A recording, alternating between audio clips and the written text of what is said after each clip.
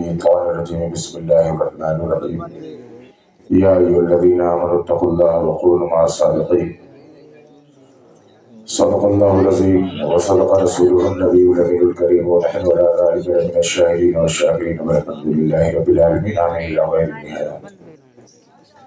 تمام تعریف اللہ وحدہ لا شریک کے لیے محبت کے ساتھ آئیے نبی اور آل نبی کی بارگاہ محبت میں درود پاک پڑھیں بآواز بلند اللہم صلی علی سیدنا شفیعنا مولانا محمد وآلہ وسلم صلاۃ و سلام علیہ سیدنا رسول اللہ صلی اللہ تعالی علیہ وآلہ وسلم۔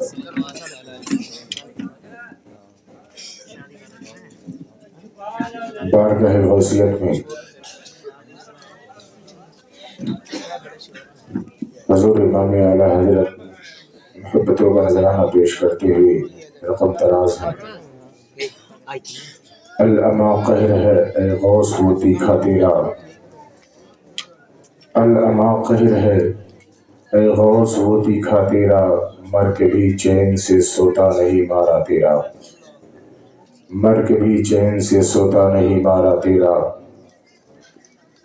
اور اے میرے غوث مٹ گئے مٹتے ہیں مٹ جائیں گے عطا تیرے، مٹ گئے مٹتے ہیں مٹ جائیں گے عطا تیرے، نہ مٹا ہے نہ مٹے گا کبھی چرچا تیرا، نہ مٹا ہے نہ مٹے گا کبھی چرچا تیرا۔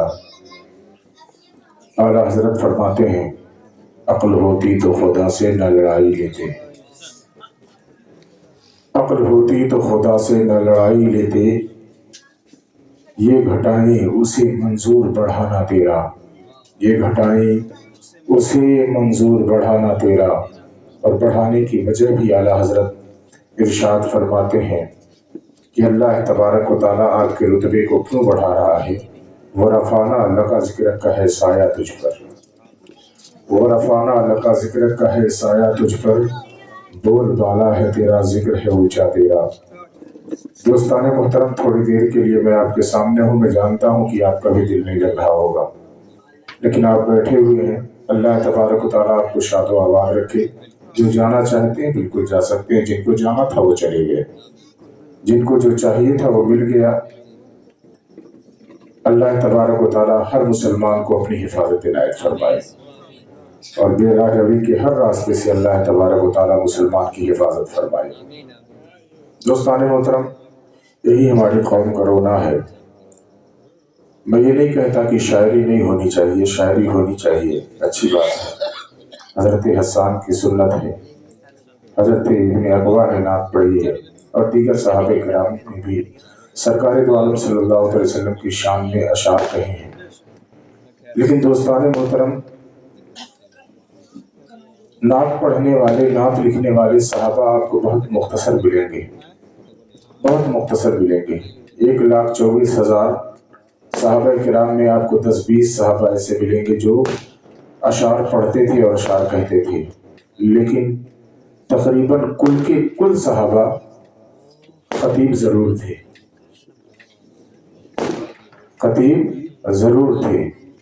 تو دوستان محترم اگر 10 20 25 50 صحابہ کی سنت پر عمل کرتے ہوئے 2-4 شاعر ہمارے درمیان کھڑے ہوتے ہیں، ہم ان کا ساتھ دیتے ہیں، تو کل صحابہ کی سنت کو عمل ملاتے ہوئے اگر مقرر آپ کے سامنے ہوتے ہیں تو ان کا ساتھ چھوڑ کے بھاگ جاتے ہیں آپ لوگ۔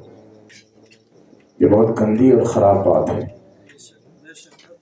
میں بارہا اکثر یہ بات کہا کرتا ہوں، نعت سے عشق میں جولانی پیدا ہوتی ہے، جذبات ابھرتے ہیں، محبت پیار کرنے کا من کرتا ہے، لیکن دوستان محترم طریقہ زندگی ہمیں نعت سے نہیں مل سکتا۔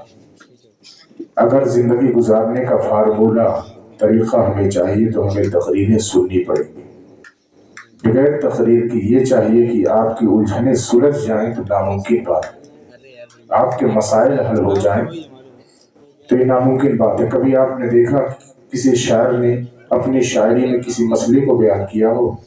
بس گنبد خضرا کی ہریالی ہے، مدینے کی بہاروں کی بات، مصطفیٰ جان رحمت کے دندان مبارک، مصطفیٰ جان رحمت کی زلفوں کے قصیدے، صحابہ کرام کی شان کی باتیں، ان کی فضیلتیں بیان کی جاتی ہیں، لیکن روزہ، نماز، حج، زکوٰۃ، صدقہ و خیرات کی کوئی بات اشعار میں نہیں کی جاتی، نہ کی جا سکتی ہے، کیونکہ اگر کوئی شاعر اس طرح کے اشعار کہنے لگے گا تو مٹوبہ والے کہیں گے بھیا تو اپنے گھر جاؤ، ہمیں تمہارا شعر نہیں سننا ہے، ہمیں تو عشق و محبت کے اشعار چاہیے، ہمیں مسائل شرعیہ والے اشعار نہیں چاہیے۔ لیکن دوستان محترم، اشعار سے ہماری زندگی پار نہیں ہونے والی ہے جو تک تقریریں نہیں سنیں گے۔ آپ کی اور بہت سارے لوگوں کا نظریہ یہ ہے کہ مدرسے نہیں جانا چاہیے، اور آپ مدرسے جائیں گے نہیں کیونکہ آپ کی عمر ایسی ہو چکی ہے، تو ظاہر سی بات ہے آپ مدرسے جائیں گے نہیں، بچوں کو جانے نہیں دیں گے، تو بغیر علم شرعیہ کے نہ آپ کا بیڑا پار ہو سکتا ہے، نہ آپ کے بچوں کا بیڑا پار ہو سکتا ہے۔ وہ ملے گا کہاں سے آپ کو؟ کیونکہ مدرسہ تو نہ آپ جا رہے ہیں، اپنے بچوں کو جانے دے رہے ہیں، تو اس کا واحد ذریعہ یہی ہے کہ ایسی محفلوں میں اس وقت تک بیٹھے رہیں جب تک آخری مقرر بول کے چلا نہ جائے، اور مقرر کو کسی نہ کسی موضوع کے اعتبار سے تقریر کرنے کے لیے کہا جائے۔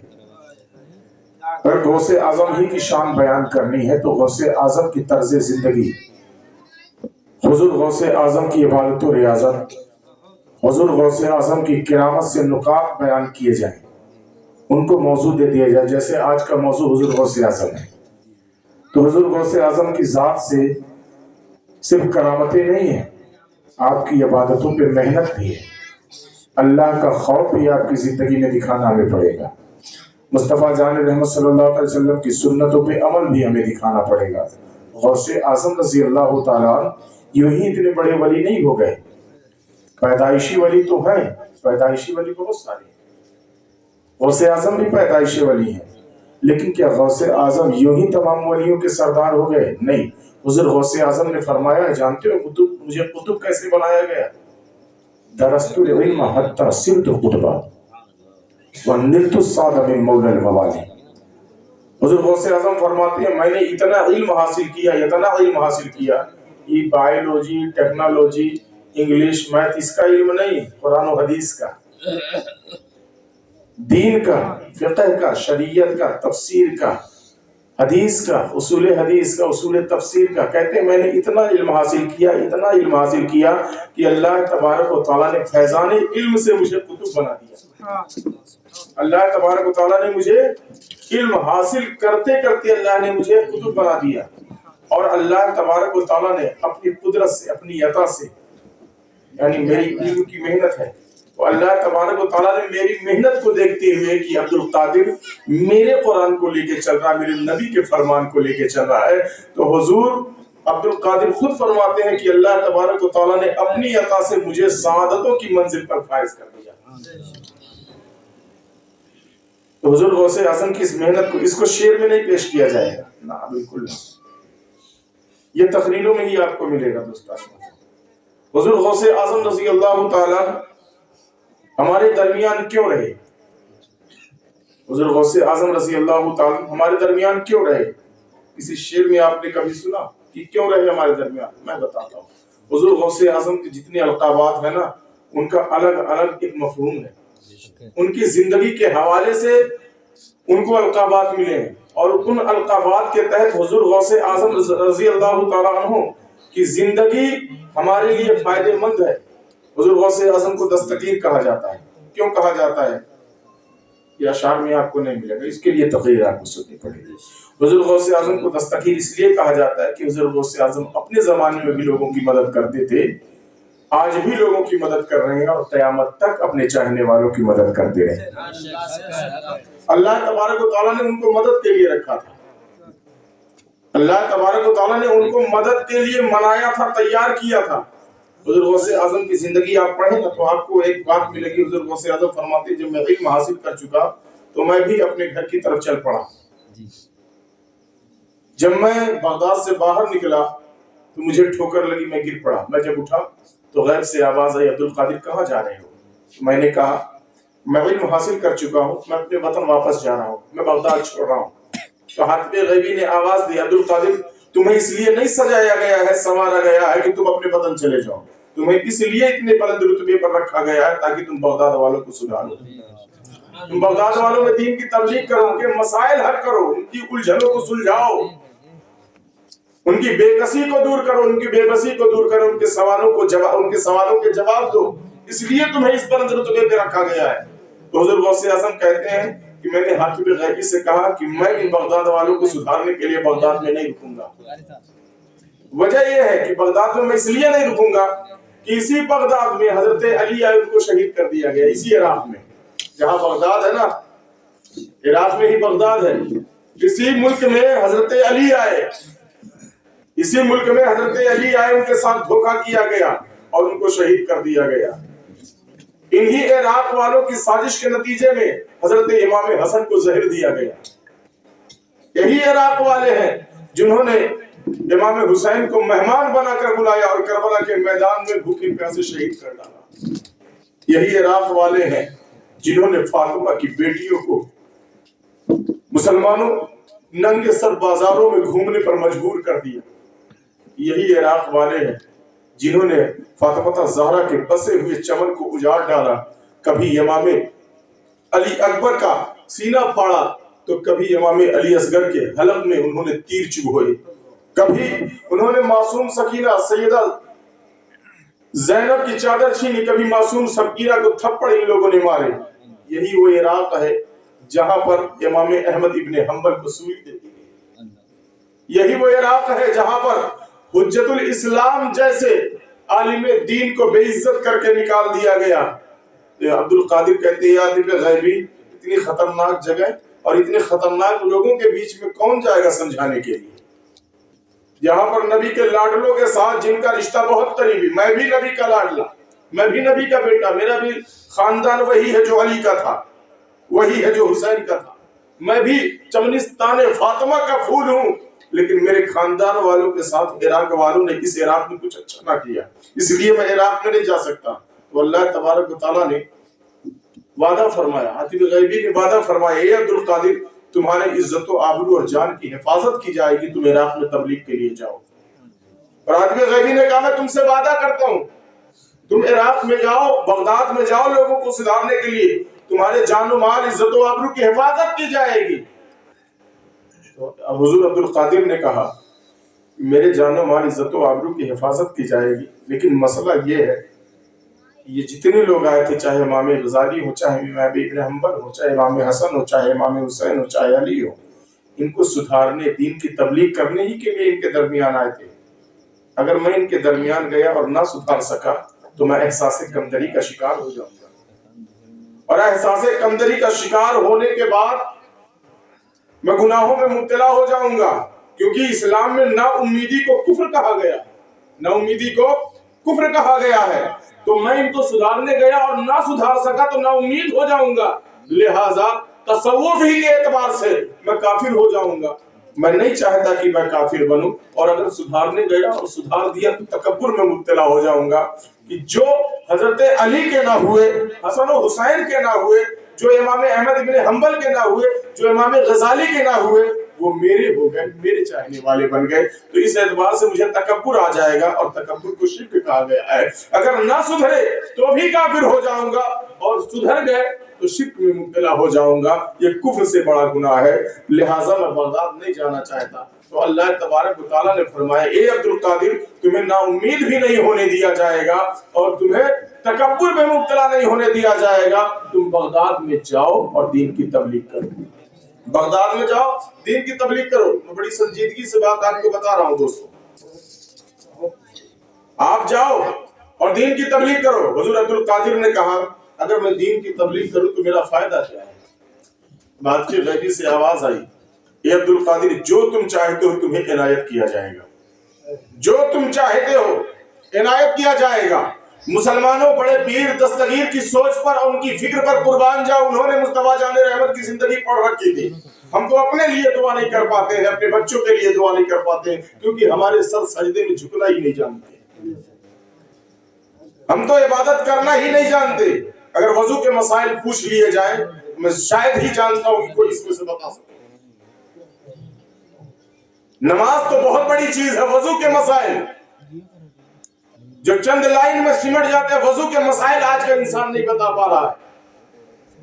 نماز کے مسائل نہیں ہمارے بھائیوں کو یاد ہے۔ اے مسلمان، मुस्तफा जान रहमत के चाहने वाले, असलाफ के नक्शे कदम पर चलते हुए जिंदगी गुजारने वाले हैं, लेकिन हमें मसाइल नहीं मालूम है, हमें इबादत का शौक नहीं है। मैं मुसलमान होने से आपका इनकार नहीं करता, लेकिन मुसलमानों सा किरदार नहीं है हमारा दोस्तों, मुझे इस बात से तकलीफ है। हुजूर गौसे आजम रज़ी अल्लाह ताला मुसलमानों इतना इल्म हासिल किए, हातिब गैबी ने यहाँ मदरसे के लिए किसी मुदर्रिस को मुकर्रर करना होता है ना, तो कमेटी वाले आगे आते हैं। किसी मुदर्रिस को लगाना होता है, किसी टीचर की भर्ती करनी होती है, कमेटी वाले आगे आते हैं, या मदरसे के मुदर्रिस आगे आते हैं कि फला को रख लिया जाए। किसी की तकर्रुरी किसी आलिम के कहने पर होती है, लेकिन बगदाद में तकर्रुरी दीन की तबलीग के लिए हुजूर गौसे आजम की किसी और ने नहीं बल्कि अल्लाह तबारक व तआला ने खुद की, खुद तकर्रुरी की थी। ये अब्दुल कादिर तुम जाओ, जो मांगोगे दिया जाएगा। हुजूर अब्दुल कादिर ने 70 चीजें मांगी थी। कितनी चीजें? 70 चीजें मांगी थी। अल्लाह तबारक व तआला ने सारी चीजों का वादा किया। उनमें से एक चीज ये थी कि परवरदिगार आलम जो मेरा आशिक बन जाए उसको बगैर तौबा के मौत नहीं आनी चाहिए। सुभान अल्लाह, बगैर तौबा के मौत आनी नहीं चाहिए। आखिर ये वजह क्या है? ये विश मांगने की वजह क्या है? ये अहद लेने की, वादा करवाने की वजह क्या है? जानते हो? क्योंकि हुजूर गौसे आजम पढ़ने वाले थे, हमारी तरह अखबारों पर जिंदगी नहीं गुजारते थे। मुसलमानों हमारी तरह नहीं थे कि हम अखबार पढ़ के बढ़ के मौलवी और बढ़ के आलिम बनने की कोशिश करते हैं। उस जमाने में तो अखबार था ही नहीं, वो दुनियादारी नहीं बल्कि उनका ताल्लुक दीनदारी से था। मुस्तफा की जिंदगी पढ़ चुके थे, वो उन्हें मालूम था कि मुस्तफा का सोना, जागना, उठना, बैठना सिर्फ इसलिए होता था कि परवरदिगार आलम मेरी उम्मत को बख्श ले। जब तक मुस्तफा जाहिरी हयात में रहे, मुस्तफा की जबान पर रहा या रब्बे हबली उम्मती, या रब्बे हबली उम्मती। और कब्र में उतरने वाले सहाबी बयान करते हैं कि जब नबी को कब्र में उतारा तो दिल में हजरत पैदा हुई, शौक पैदा हुआ, काश आखिरी मर्तबा मुस्तफा के चेहरे का दीदार कर लूं। जब मैंने कफन हटाया है चेहरे से तो मैंने क्या देखा? लम्हाए मुबारक खिल रहे हैं। जब मैंने लम्हाए मुबारक को हिलते हुए देखा तो सहाबी कहते हैं मैंने अपने कान को लगा दिया तो मुझे हैरत इस बात की हुई कि मुस्तफा कब्र में लेटे हुए हैं, लेकिन जबान से या रब्बे हबली अल्लाह मेरी गुनहगार उम्मतियों को बख्श दे। तो गौसे आजम उन्हीं के बेटे हैं। वो देख रहे हैं मुस्तफा मदीने में है, मक्के में है, बदर में है, वहद में है, खैबर में है, कहीं भी है। मुस्तफा उम्मतियों के लिए परेशान है और आज रब मेहरबान है गौसे आजम पे। ए अब्दुल कादिर जो मांगना चाहे मांग ले, सब देने के लिए तैयार हो। तो हजूर अब्दुल कादिर ने कहा मुस्तफा जाने रहमत के चेहरे पे खुशी लाने के लिए इससे अच्छा मौका मुझे नहीं मिलेगा। वादा ले लिया मौला, जो मेरा हो जाए बगैर तौबा के उसे मौत नहीं आनी चाहिए। यानी जिसको तौबा पे मौत आ जाएगी वो जन्नती हो जाएगा और मेरे मुस्तफा जाने रहमत को खुशी हासिल हो जाएगी। और अल्लाह ने वादा भी किया कि जो अब्दुल कादिर तुम्हारा हो जाएगा बगैर तौबा के उसे मौत नहीं आएगी। और मुसलमानों ये भी एक तरह की मदद है, हमारी मदद ही कर रहे हैं।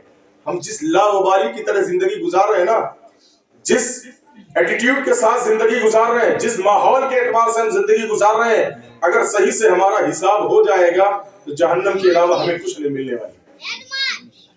यहाँ दुनिया में भी हमारी खूब कुटाई और पिटाई होनी चाहिए, कब्र में भी पिटाई होनी चाहिए और हश्र में वो धुलाई होनी चाहिए कि दुनिया याद आने लगी। और दुनिया याद आएगी मुसलमानों कि वहां हमें रखा गया था अमल करने के लिए, लेकिन हमने अमल नहीं किया, हमने अमल नहीं किया।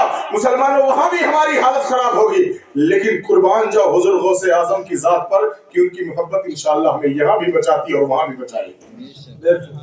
क्योंकि हम गुनहगार सही, मक्कार सही, बदकार सही, लेकिन गौसे आजम की जात के ताल्लुक से गद्दार नहीं है, गद्दार नहीं है, उनसे मोहब्बत करने वाले हैं। यकीनन हमारा बेड़ा पार हो जाएगा। और हमारे डोभा वालों, हुजूर गौसे आजम की जात से जिसने भी ताल्लुक जोड़ा है, हुजूर गौसे आजम ने यकीनन उसकी मदद की है। और ये बारहा साबित हो चुका है, जो भी हुजूर गौसे पाक का बन गया है, अल्लाह तबारक व तआला ने उसे तौबा की तौफीक इनायत कर दी है। मैं आपको ज्यादा दूर ना लेके जाऊं मुसलमानों, कहो तो पंजाब का वाकया या तो मध्य प्रदेश का वाकया मैं आपको सुना दूं, ताकि और अभी जल्दी का वाकया है, ज्यादा नहीं, 100-200 साल पहले का वाकया है और इतना प्यारा वाकया है कि हुजूर गौसे आजम का बनने की वजह से हुजूर गौसे आजम ने गैरों को भी नवाजा है। हम तो हुजूर गौसे आजम के मानने वाले हैं, हुजूर गौसे आजम के चाहने वाले हैं। मैं आपको पंजाब लेके चलता हूँ मुसलमानों। राजा रणजीत सिंह आप हिस्ट्री की किताब उठाएं या मोबाइल आपके हाथ में सर्च करें, राजा रंजीत सिंह, ये राजा था पंजाब का, राजा रंजीत सिंह पंजाब का राजा था। इसके दरबार में एक केस पहुंचा, एक मुकदमा दायर हुआ, वो भी कत्ल का मुकदमा दायर हुआ। जिसने मुकदमा किया उसने अपने पड़ोसी गैर मुस्लिम पर ये इल्जाम लगाया कि इसने मेरे भाई को मार दिया है।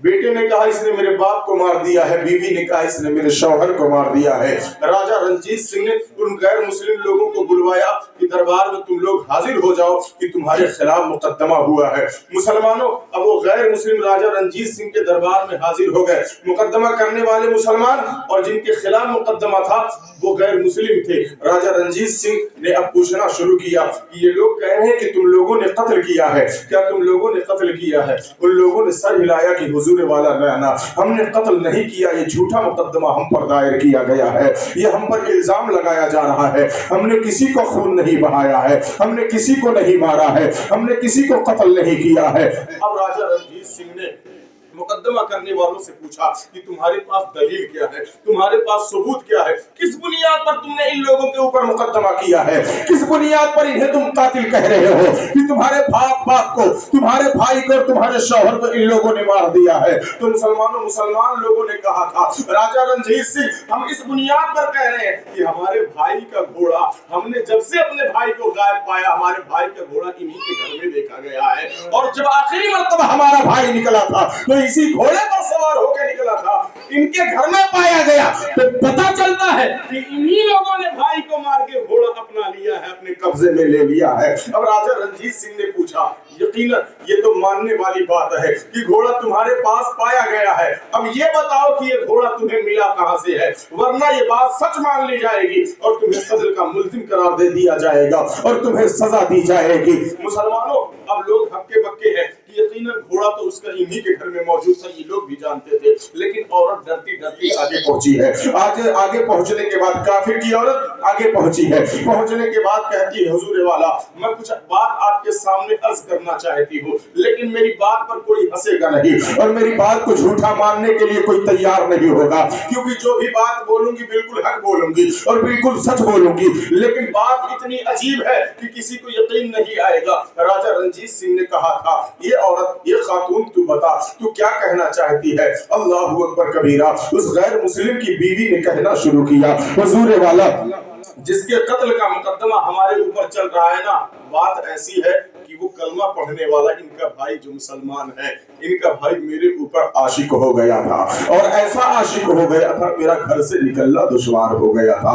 मुसलमानों, यहीं पर एक बात रुक कर कह दूं, क्या आज हम मुसलमानों का ये हाल नहीं है कि हमारे बच्चे दरवाजों पर और हमारे बच्चे गलियों में जब गुजरते हैं तो दूसरों के जंगले के अंदर झांक कर नहीं देखते हैं, कि हमारे बच्चे रोड पर खड़े होकर आने जाने वाली लड़कियों को अपनी नजरों से नहीं ताड़ते हैं? यकीनन बात अगर गलत लग रही हो तो मुसलमानों में माफी मांगने के लिए तैयार हो, लेकिन हकीकत यही बात है। मुसलमानों, ये देखा गया है कि हमारे बच्चे न जाने कितनी गंदी हरकतों में एक्टिव है, ना जाने कितनी गंदी हरकतें करते हैं, लेकिन हम अपने बच्चों पर नजर नहीं रखते हैं। किसी की बहू बेटी गुजरती है, चाहे कलमा पढ़ने वाले की गुजरती है या किसी काफिर की बहू बेटी गुजरती है, तो हमारे बच्चे खड़े होकर उनको घूरते हुए भी नजर आते हैं और उनके लिए तंज के और कंधे चुमले भी बोलते हुए नजर आते हैं। ए मुसलमानों, ये तो इस्लाम का पैगाम ना था, ये तो इस्लाम का सबक ना था। मेरे मुस्तफा जाने रहमत सल्लल्लाहु अलैहि वसल्लम ने यह सिखाया है, जिस तरह तुम्हारे लिए तुम्हारी बहू बेटियां इज्जत के काबिल है, उसी तरह दूसरों की बहू बेटियां भी इज्जत के काबिल है। जिस तरह चाहते हो कि तुम्हारी बहू बेटियों की इज्जत ना खराब होने पावे,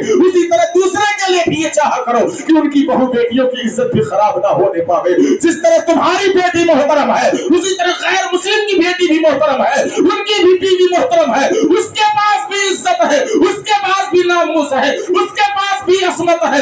अल्लाहू अकबर कबीरा। लेकिन हमारा नौजवान रास्ते पे खड़े होकर दूसरी की बहू बेटियों पर नजर गाड़ता है। क्या तुम्हें मालूम नहीं है, सूफी साहब के दयार में रहते हो, मेरा पीर और मुर्शिद, मैं भी उन्हीं का मुरीद हूँ। मेरा पीर और मुर्शिद, मैंने यहाँ तक सुना है कि 40 साल तक उन्होंने आसमान को नहीं देखा था। चलते थे तो जमीन पर नजर कार कर चलते थे और नजर की हद ये हुआ करती थी 1 से 2 फुट आगे नहीं देखा करते थे। पूछी गई वजह कि ये निजामुद्दीन आप ये बता दीजिए, ये सूफी तौरा ये बता दीजिए, ये सूफी पाकमाल ये बता दीजिए कि जमाना अपनी नजरों को सामने रखता है, देख کر چلتا ہے, دائیں دیکھتا ہے, بائیں دیکھتا ہے, آپ اپنی نظروں کو زمین پر رکھ کر کیوں چلتے ہو؟ تو مسلمانوں, احمد ڈوبھا نہیں بلکہ یوپی کا شہنشاہ یہ سبق دیتا ہے, اس زمانے والوں میں اپنی نظروں کو اس لیے نیچے رکھتا ہوں کہ قرآن میں رب نے اعلان کیا ہے اور حدیثوں میں مصطفیٰ جان رحمت نے فرمایا ہے کہ اے مسلمانوں, اے ایمان والوں, اپنی نظروں کو نیچے رکھا کرو. تو میں مسلمان ہوں, میرا یہ طریقہ ہونا چاہیے کہ میرا عمل قرآن پر بھی اور مصطفیٰ کے فرمان. نعرہ تکبیر, نعرہ رسالت, فیضان خطیب البراہیم, نعرہ تکبیر, نعرہ رسالت. پوری زندگی گزار دی یہاں پر حضور خطیب البراہیم نے. کون سا سبق آپ نے حاصل کیا؟ ان کے قدموں کے نیچے, ان کی دعاؤں کے سائے کے نیچے رہ کر ہمیں کوئی شعور نہ آ سکا. یہ افسوس کی بات ہے مسلمان, یہ اپنی قسمت پر رونے کی بات ہے کہ ان کی دعاؤں کا سایہ ہمیں ملا, ان کی سانسوں کے گہوارے میں ہم پلے بڑھے ہیں, لیکن پھر بھی ہماری زندگی میں نفاست نہ آئی, ہماری زندگی میں نکھار پیدا نہ ہوا, ہم پرندے کے اوجے سریا تک نہ پہنچ سکے. افسوس ہے مسلمانوں ایسی زندگی پر کہ ولی کا دامن پانے کے بعد بھی ہمارا دامن اتنا گندا نظر آتا ہے, ہمارا کردار اتنا گندا نظر آتا ہے. بہن کہے اپنے بچوں پر نظر رکھو, اپنے بچوں کی اچھی تربیت کرو, کیونکہ مسلمانوں اگر ان پر اپنی نظر نہیں رکھی تو بگڑے گا تو بگڑتا ہی چلا جائے گا, پھر واپس آنے کا اسے راستہ نہیں ملے گا. اور حدیث پاک میرے مصطفیٰ نے فرمایا کما تدین و تدان, جیسا کرو گے ویسا کرو گے. مسلمانوں میں یہ بات کہنا نہیں چاہتا تھا, موبائل جس دن کھولو واٹس ایپ ایک میسج بہت زیادہ وائرل ہو رہا. وہ میسج یہ ہے کہ زعفرانی کلر والوں نے اپنے کچھ کارندے چھوڑ رکھے یونیورسٹیوں میں, انٹر کالجوں میں, ہائی اسکولوں میں, انہوں نے اپنے کارندے چھوڑ رکھے, باقاعدہ ان کی تربیت دی گئی ہے, اور وہ بھی ہینڈسم خوبصورت بندوں کو چھوڑا گیا. کس لیے؟ کہ مسلمان کی بیٹیوں کو پھنساؤ. یقین نہیں آتا ہے آپ کو نا, آپ یقین نہیں آتا نا, یقین نہیں آتا. مفتی اختر علیمی صاحب اور دیگر علماء کرام کا بیان موجود ہے, اور میں نے بھی بارہا انٹرنیٹ کے ذریعے سے پڑھا. مسلمانوں بارہا انٹرنیٹ کے ذریعے 2014 سے لے کر 2017 تک 52,000 مسلمانوں کی لڑکیاں غیر مسلم ہو چکی ہیں. 52,000 لڑکیاں غیر مسلم ہو چکی ہیں. ان کے درغے میں پھنس کر بچے کہ میری بیٹی تو MA BA پڑھنا چاہیے, میری بیٹی تو ڈاکٹر ہونی چاہیے, میری بیٹی تو انجینئر بننی چاہیے. ایک جملہ میں گورکھپور میں ہی تقریر کر رہا تھا, کچھ جملے میں سینٹنس ان کے سامنے پیش کیے, لیکن کسی کی ہمت نہ ہوئی, کیونکہ میں نے پروف کے ساتھ رکھا تھا, کسی کی ہمت نہ ہوئی کہ اس کو کاٹ سکے. میں آپ کے سامنے بھی, لیکن بہت گندے جملے ہیں, بہت گندے جملے ہیں, لیکن بول دینا چاہتا ہوں ان جملوں کو. مسلمانوں اپنی بیٹیوں کو ڈاکٹر بنانا چاہتے ہو نا, لیکن ان کی ٹریننگ تب تک مکمل ہے. لڑکوں کی بات میں نہیں کرتا, ان کی ٹریننگ تب تک مکمل نہیں ہو سکتی جب تک کسی ادھیکاری کے ساتھ آپ کی بیٹی سوئے گی نہیں.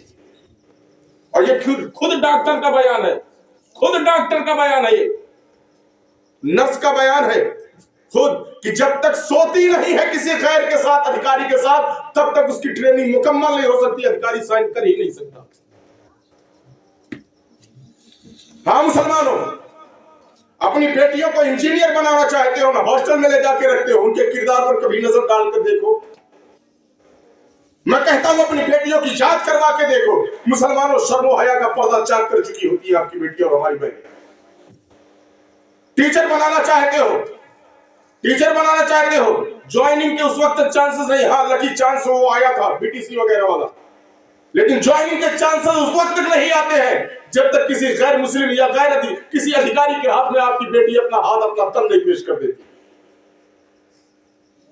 کیا چاہتے ہو کہ تمہاری بیٹی بازارو بن جائے,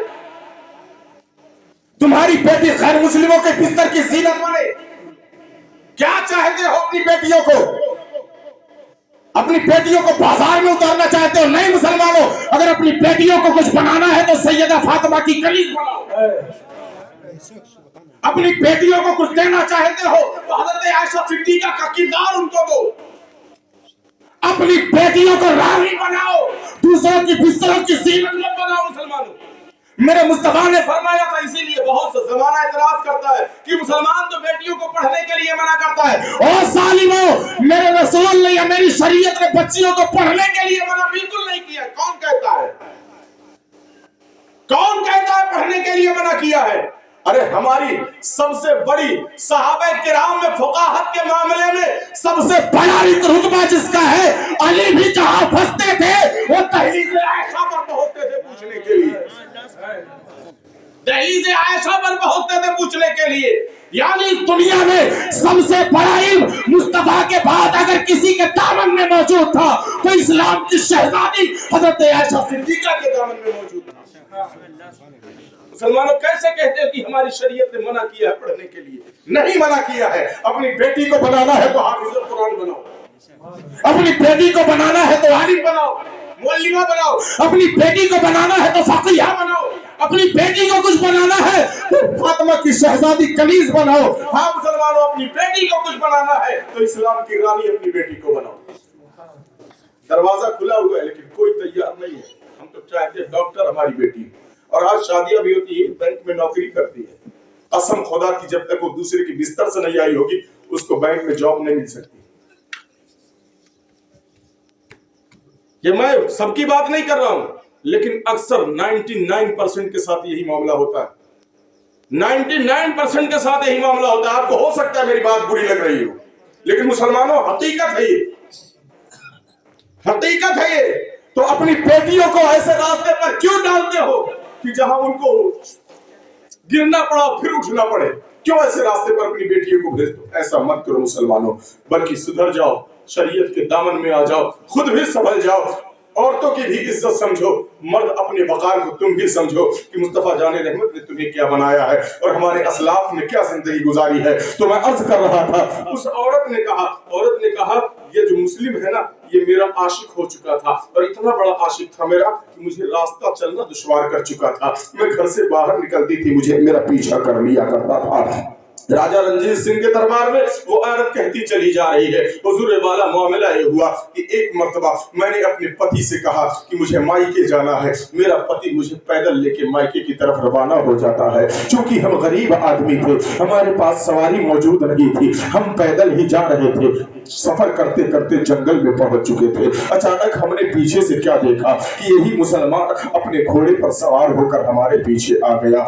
अब हाल यह हुआ कि जब हमारे पास पहुंचा तो उसने मेरे शौहर से कहा, मेरे पति से कहा कि जानता है कि औरत सिर्फ नाजुक होती है, कमजोर होती है, क्यों पैदल लेकर जा रहा है? थक जाएगी, बीमार पड़ जाएगी। अपनी बीवी को तू मेरे घोड़े पर बिठा दे। मेरे शौहर ने इनकार किया, क्योंकि इसकी गंदी नीयत से मेरा शौहर भी वाकिफ था। मेरा शौहर भी इसकी गंदी आदत को जानता था। मेरा शौहर भी जानता था कि ये मेरे पीछे पड़ा हुआ है, इसलिए मेरे शौहर ने इनकार कर दिया। लेकिन उतना ठीक था कि मेरे शौहर के पीछे पड़ गया कि मैं कसम खाता हूं कि मैं तेरी बीवी को कुछ नहीं करूंगा, न तुझे तकलीफ पहुंचाऊंगा, न तेरी बीवी पे गंदी नजर डालूंगा। आगे पीछे चलता रहा, मेरे शौहर को मनाता रहा, मुझसे रहा ना गया। मैंने जब देख लिया कि ये बगैर मुझे घोड़े पर बिठाए सुकून से आगे नहीं बढ़ेगा, न हमें सुकून से आगे जाने देगा, तो अनेक खातून राजा रंजीत सिंह के दरबार में क्या कहती है जरा सुनो और किस्मत पर रश्क करो मुसलमानों कि ऐसा दामन हमें मिला है। राजा रंजीत सिंह के दरबार में कहती है, ए राजा साहब, मैंने मुसलमानों के बड़े पीर दस्तगीर के बारे में बड़ा सुन रखा था कि हर किसी की मदद करते हैं, जो उनसे मदद मांगता है उसकी झोली को भर दिया करते हैं। मुझे जब कुछ न समझ में आया तो मैंने उस मुसलमान से कहा, तुम अपने बड़े पीर की कसम खा लो, मैं तुम्हारे साथ बैठ जाऊंगी कि तुम मेरे साथ कुछ नहीं करोगे, मेरे साथ कोई हरकत नहीं करोगे, मुझे तकलीफ नहीं पहुंचाओगे। राजा रंजीत सिंह के दरबार में वो औरत कहती है कि उसने फौरन कसम खा ली, मैं गौसुल आजम की कसम खाता हूँ, बड़े पीर दस्तगीर की कसम खाता हूँ कि मैं तुम्हारे साथ कोई हरकत नहीं करूंगा। अब औरत कहती है, राजा साहब, मैं उसके घोड़े पर जैसे ही बैठी वो भी कूदकर घोड़े पर बैठ गया और अपने म्यान से तलवार निकाली और उसने मेरे शौहर के गर्दन पर, मेरे पति की गर्दन पर अपनी तलवार चला दी। मेरे शौहर का गर्दन कट गया, मेरा शौहर कत्ल हो गया।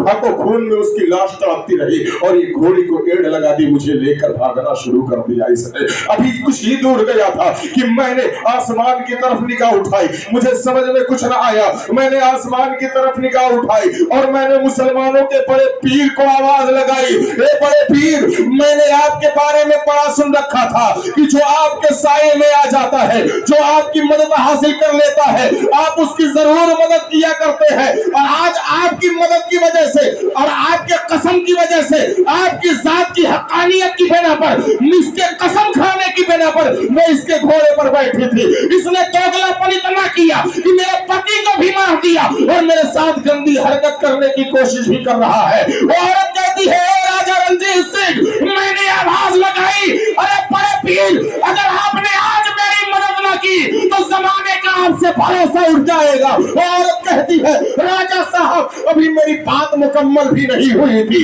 कि मैंने क्या देखा। सामने से दो घोड़सवार चले आ रहे हैं, उनके चेहरे पे नकाब पड़ा हुआ है, मेरे सामने आते हैं और सामने आकर उन्होंने रास्ता रोक लिया है। रास्ता रोकने के बाद मेरे आंसू बह रहे थे, मजारो कतार रो रही थी। एक ने अपने चेहरे से नकाब उठाया और उठाने के बाद मुझे दे दिया कि बेटी आंसू भी पोंछ ले। और तू औरत है, तू लड़की है, तू औरत है, औरत को अपना चेहरा ढक के रखना चाहिए। ए बेटी, तू अपने चेहरे पर ये नकाब बांध ले, ये पट्टा बांध ले, अपने चेहरे को कवर कर ले।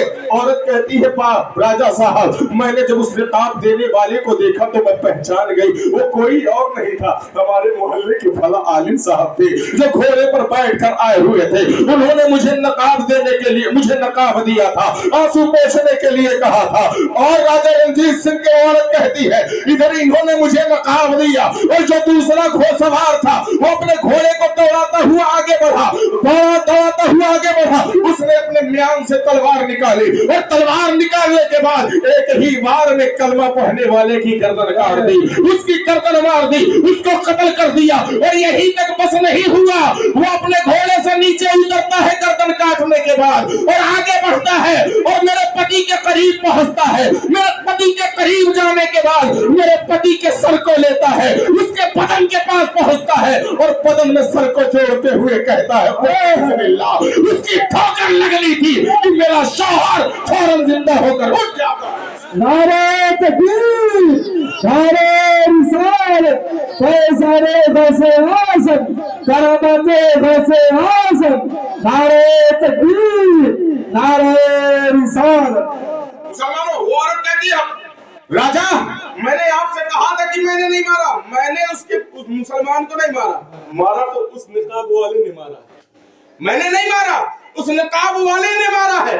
और उसी निकाब वाले ने मेरे पति को जिंदा भी किया, उसी नकाब वाले ने मेरे पति को जिंदा भी किया है। मुसलमानों, राजा रणजीत सिंह ने फौरन आलिम को बुलाने के लिए सिपाही भेज दिए, आलिम को बुलाने के लिए सिपाही भेजे। आलिम साहब को दरबार में लाके पेश किया गया।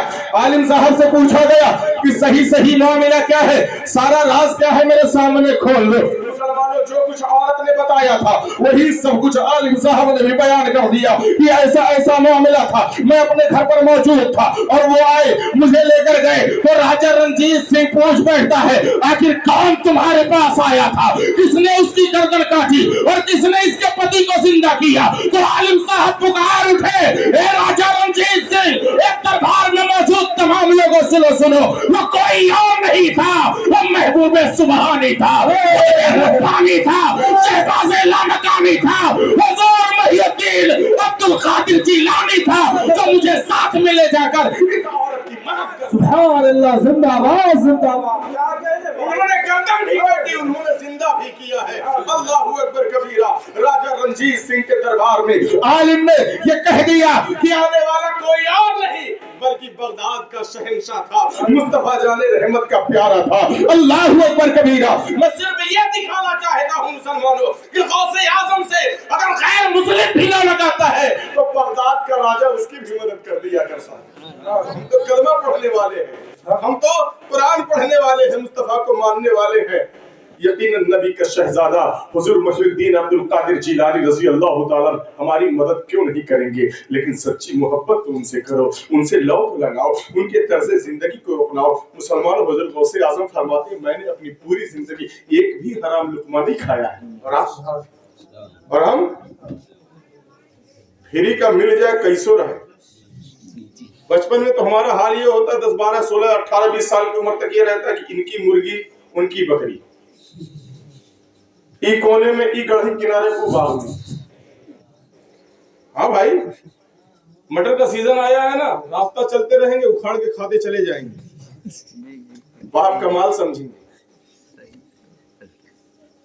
जानते हो, एक वाकया हुजूर खतीबुल बराहीन का याद आ गया। बात मेरी, मैंने सोचा था आधा घंटा बोलूंगा, लेकिन वाकया आ गया, इसलिए हुजूर गौसे आज़म का छोटा सा वाकया है, इसी को समझाकर अपनी गुफ्तगू मुकम्मल कर दे रहा हूँ। नहीं मैं सोच के आया था कि करीब 1.5 से पौने 2 घंटे में आपके सामने हुजूर गौसे आज़म की शान बयान करूंगा, लेकिन लेट हो गया, मुझे गोरखपुर भी जाना है, इतने ही टाइम जाना है और अभी फौरन बोल के जाना है और फजर में हाजिरी देनी है। मुसलमान नमाजी बन जा दोस्तों, नमाज ना छोड़ा करो, बिल्कुल नहीं। रोज़े महशर जा गुदाज बुवत अव्वली पुरशिश नमाज बुवत। बहुत खतरनाक महशर का दिन होगा और सबसे पहले नमाज ही पूछी जाएगी, हालत खराब हो जाएगी। यहाँ सजदे कर लो ताकि वहां पर आराम मिल सके, ठीक है, करेंगे ना। और गौसे आजम का तस्करा सुनने आए हैं। हुजूर गौसे आजम रज़ी अल्लाह ताला पूरी रात सजदों में गुजार दिया करते थे। 40 साल तक इशा के वजू से उन्होंने फजर की नमाज पढ़ी थी, और यहाँ 40 साल के हो गए, इनको फजर की नमाज नहीं पढ़ी उन्होंने। बहुत सारे लोग 40 साल के हो गए, इनको फजर की नमाज नहीं पढ़ी, और फिर भी हम बढ़ के पक्के मुसलमान हैं। बढ़ के हुआ यहाँ तक कि तनवीर के असातिज़ा में ऐब निकालते हो, देखो हो ऐसे ऐसे आलिम होंगे, हकीकत में जाहिलों में ऐसे ऐसे आलिम होते हैं कि उलमा के अंदर ऐब निकालते हैं। ये तो चाहिए गिलासवा एक्टिंग से पी रहे, तो भैया टेढ़ी लगा है, दिखा रहा है कि वो बड़का आलिम है। ऐसे मत बनो, उलमा से मोहब्बत करने वाले बनो, उलमा पे तनकीद करने वाले मत बनो, नमाजी बन जाओ, नमाजी बन जाओ। मुसलमानों, यही अमर डोभा का वाकया है, अमर डोभाई का वाकया है। हुजूर खतीबुल बराहीन के लिए गाड़ी आकर मदरसे पे खड़ी हो गई, प्रोग्राम में जाना था, यही ठंडी का सीजन था, लेकिन जैसे ही गाड़ी मदरसे से चली, बाजार में पहुंची तो कोई टेलर साहब थे जहां से हजरत का कपड़ा सिला जाता था। आप लोग जानते होंगे टेलर साहब को, माशाअल्लाह। हुजूर खतीबुल बराहीन की गाड़ी मदरसे से चलती है, उनके दुकान पर जाकर खड़ी हो जाती है, क्योंकि हुजूर खतीबुल बराहीन ने अपना स्वेटर बनाने के लिए उनको दिया हुआ था, स्वेटर बनाने के लिए दिया हुआ था। वो हुजूर खतीबुल बराहीन अपने स्वेटर की आस्तीन में चैन लगवाया करते थे, और चैन लगाने के लिए अंदर से अस्तर कपड़े का लगाया जाता था, तब जाकर चैन सेट होता था। मुसलमानों, आपने स्वेटर तो भिजवा दिया था, नमाज का वक्त भी हो गया था, आपने कहा कि मास्टर जी आप चैन लगावे और मैं तब तक असर की नमाज अदा कर ले रहा हूँ। अल्लाहु अकबर कबीरा। इधर आप वजू बनाने लगे, उधर मास्टर साहब कपड़ा काट के चैन लगाना शुरू कर दिए। इधर आपकी नमाज मुकम्मल हुई, आपकी तस्बीह व तहलील, आपकी दुआ मुकम्मल हुई, और इतने देर में मास्टर साहब ने चैन लगा के मुकम्मल कर दिया, और आपके सामने आपका स्वेटर पेश कर दिया गया। हुजूर खतीबुल बराहीन ने पूछा कि आपने चैन लगा दिया? मास्टर जी ने कहा हाँ चैन लगा दिया। आपने पकड़ के पलट के देखा तो कपड़ा लगा हुआ था, फिर पूछ लिया ये मास्टर जी ये कपड़ा किसका है? ये कपड़ा किसका है? ये कपड़ा किसका है? मास्टर जी ने कहा हुजूर लोग कपड़ा सिलवाने के लिए आते हैं, किसी में से आधा मीटर बच जाता है, किसी में से पाव मीटर बच जाता है, किसी में से कतरन बच जाता है। कपड़ा सिलवाने वालों में से जिनका कपड़ा बचा हुआ था मैं एक बोरे में भर कर रखे रहता हूँ, जब ऐसी कोई जरूरत आती है, किसी का नाड़ा बनाना होता है, किसी का कपड़ा अस्तला, किसी को ताबीज बनानी होती है, या किसी का चैन ही लगाना होता है, किसी की जेब फट गई होती है उसको बदलना होता है, तो इसी बोरे से कपड़ा निकाल कर मैं सब कुछ सही कर दिया करता हूँ। तो इसी बोरे से आज भी मैंने कपड़ा निकाला और आपके स्वेटर में लगा दिया। अल्लाहु अकबर कबीरा। मेरे पीरो मुर्शिद हुजूर खतीबुल बराहीन फौरन स्वेटर मास्टर जी के हाथ में देते हुए कहते हैं ए मास्टर जी ये कपड़ा दूसरे का था, बगैर उसकी इजाजत के इस्तेमाल करना मेरे लिए जायज ही नहीं है, मेरे लिए जायज ही नहीं। मास्टर साहब फौरन सिलाई उखेड़ो, बकिया उधेड़ो और कपड़ा निकालो, मुझसे पैसा लो और मेरे पैसे का इसमें अस्तर लगना चाहिए, क्योंकि जिसका कपड़ा हो यहाँ मिल नहीं सकता और बगैर इसकी इजाजत के मेरे लिए उसका इस्तेमाल करना जायज ही नहीं है। मुसलमानों ये वाकया किताब में भी मौजूद है, किताब में भी मौजूद है। मास्टर जी गए, कपड़ा लेकर आए, फिर आपने अस्तर लगा कि वो आपने चैन लगाई थी। मैं इतना बताना चाहता हूँ मुसलमानों, ऐसे हसीन, ऐसे अल्लाह के दिलरुबा वली के कदम के नीचे रहकर भी आपके अंदर चोरी आ गई, आपके अंदर बेईमानी आ गई, आपके अंदर हड़पना आ गया, आपके अंदर अय्यारी आ गई, आपके अंदर मक्कारी आ गई। आपने उनसे हासिल क्या किया कि आपने उनकी जिंदगी को नहीं देखा, आपने उनकी जिंदगी को नहीं परखा, आपने उनकी जिंदगी को मुलाहिजा नहीं किया, कि आपने उनका उठना बैठना नहीं देखा। बस एक जुमला समझ लो, कसम खुदा की, मेरे सूफी निजामुद्दीन हुजूर खताबुल खतीबुल बराहीन का उठना बैठना, सोना, जागना, चलना, फिरना, बोलना, मिलना, मुसलमानों अगर कहीं से मिलाना चाहते हो तो गौसे आजम की जिंदगी पढ़ते चले जाओ और उसमें तुम्हें हुजूर खतीबुल बराहीन का हक भी नजर आ जाएगा। जिंदाबाद जिंदाबाद। हुजूर गौसे आजम की जिंदगी से खतीबुल बराहीन ने तर्ज़ जिंदगी को हासिल किया था, तर्ज़ जिंदगी को वहीं से हासिल किया था। मुसलमानों वरना आ गया कि एक बच्चे को कौन दुनिया में जानता, कौन जानता उनको। यकीनन ये गौस का ही कदम है कि हमें अगर उनके कदम पर कदम रखना मैसर आ जाए या हम कदम रख ले उनके कदम पर मुसलमानों, तो यकीनन उनका कदम हमें इतना बुलंद कर देगा, इतना बुलंद कर देगा कि हमारी जूतियों की नोक तक लोगों के सर पहुंचेंगे। लेकिन जरूरत इस बात की है मुसलमानों, सुधर जाओ और शरीयत पर अमल करने की कोशिश करो। फिर मैं आखिर में आकर एक बात यही कह रहा हूं कि नात सुनो, नात सुनने से मना नहीं है, लेकिन जिस ज़ौक़ के साथ, जिस शौक के साथ आप नात सुनते हैं, उसी ज़ौक़ के साथ, उसी शौक के साथ आप तकरीरें भी सुने। और एक बात और आपके गांठ बात दूं, तकरीर जब भी करवाएं, जलसा जब भी करवाएं, तो मुकर्रिर साहब के लिए खुला मैदान ना दें कि आप कूद के कभी इधर कूद के कभी, उनके लिए एक मौजू सेट कर लें, चाहे नमाज का मौजू, चाहे तिलाक का मौजू, चाहे रोजे का मौजू, चाहे हज का मौजू, चाहे ज़कात का मौजू, चाहे अताते वालिदैन का मौजू, चाहे सियासियात का मौजू, चाहे माशियात का मौजू, कोई भी एक मौजू दे दें कि हजरत आपको इसी पे कुरान और हदीस के एतबार से आसारे सहाबा और औलिया किराम की जिंदगी के हवाले से आपको इसी पर गुफ्तगू करनी है और हमें तर्ज जिंदगी इनायत करनी है। करेंगे ना इंशाअल्लाह। नात सुनिए, तकरीर भी सुनिए, ज़ौक़ व शौक़ से सुनिए और मौजू के एतबार से